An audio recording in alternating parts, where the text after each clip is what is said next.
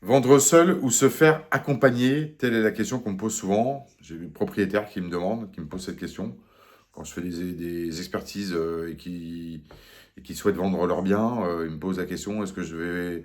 Vous connaissez des agences, qu'est-ce que vous en pensez, etc., etc. Puisque évidemment, on discute, on échange, et expert immobilier, je ne fais plus de transactions aujourd'hui, mais enfin j'ai une grosse expérience puisque j'ai 25 ans de métier dans le domaine. Donc évidemment, ça on en parle, puisque de facto, quand j'ai le rendez-vous d'expertise, on élabore aussi, on évoque l'expérience immobilière. donc, euh, donc voilà, alors moi honnêtement, si vous êtes propriétaire que vous souhaitez vendre, je vais vous dire, soit vous faites la vente vous-même, soit vous passez par un professionnel et vous lui laissez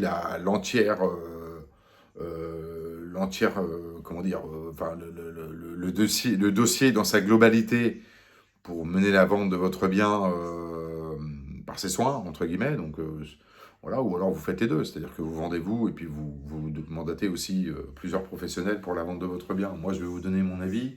Honnêtement, ça dépend de ce que vous souhaitez. Voilà, il y a des gens qui sont réfractaires, par exemple aux agences immobilières, mais ça va dépendre aussi du type de bien.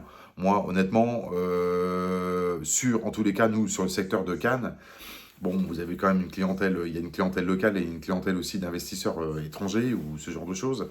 Bon, c'est un professionnel, évidemment, il va faire, globalement, pour faire simple, il va capter des acquéreurs que vous n'aurez pas, tout simplement, puisque évidemment, le marché de la transaction immobilière, il est restreint. Donc, vous allez capter énormément de curieux. Il y aura aussi peut-être des acquéreurs, hein, bien sûr.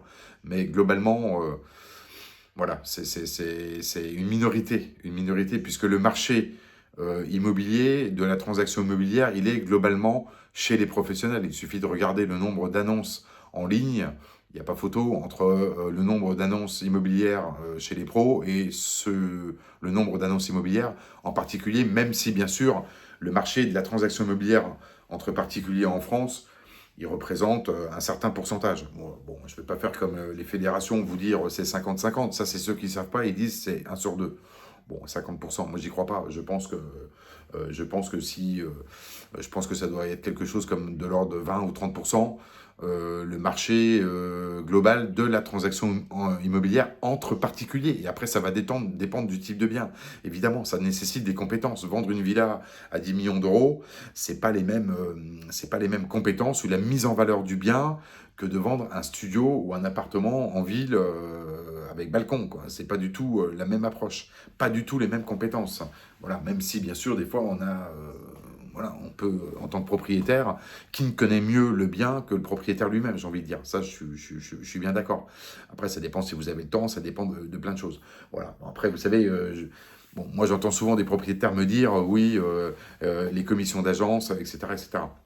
Bon, c'est un pourcentage, voilà, mais enfin, c'est les honoraires d'agence, même s'ils sont importants sur un gros dossier, c'est parce que ils sont aussi sur d'autres dossiers qui viennent pas à bout et voilà, donc on va pas rentrer dans le calcul du ratio des honoraires par rapport au nombre de mandats qu'a une agence immobilière, etc. Parce qu'il y a beaucoup de biens où les mandats derrière, il y a eu de l'investissement publicitaire et tout ça, et ça s'est pas vendu. Donc voilà, c'est bon, on va pas rentrer là-dedans.